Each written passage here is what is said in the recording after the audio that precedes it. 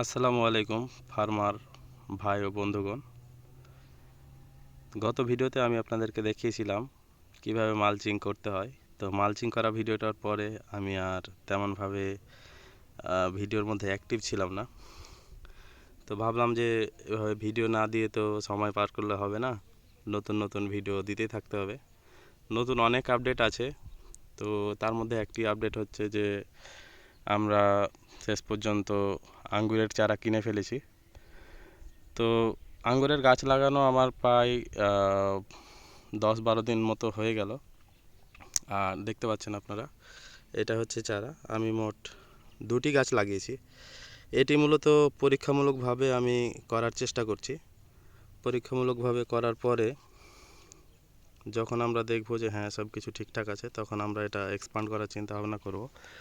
তো এটা এখানে একটা চারা, আর মোটামুটি 10 ফিট মতো দূরে এটা আরও একটা চারা। তো চারা লাগানোর পরে মোটামুটি এখন নতুন করে পাতা আসা স্টার্ট করেছে, আপনারা দেখতে পাচ্ছেন। ঝাপসা নাকি?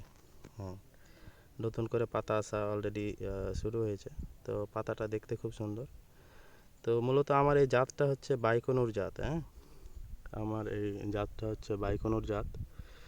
তো বাংলাদেশের প্রেক্ষাপটে এই বাইকনুরেরই রেজাল্টটা খুবই ভালো। আর এই আঙ্গুরটা খেতেও খুব মিষ্টি হয়।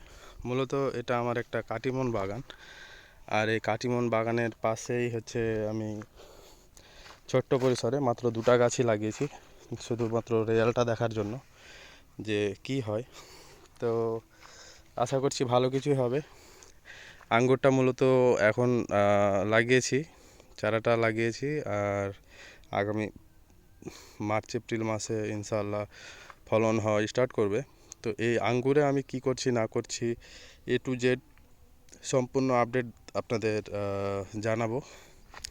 তো নিশ্চয়ই আমার এই চ্যানেল থেকে আপনারা সব ধরনের আপডেট পেয়ে যাবেন। আর এখন থেকে আশা করছি যে রেগুলারলি বেসিস ভিডিও দিয়ে দিব। তো ঠিক আছে, দেখা হচ্ছে পরবর্তী ভিডিওতে।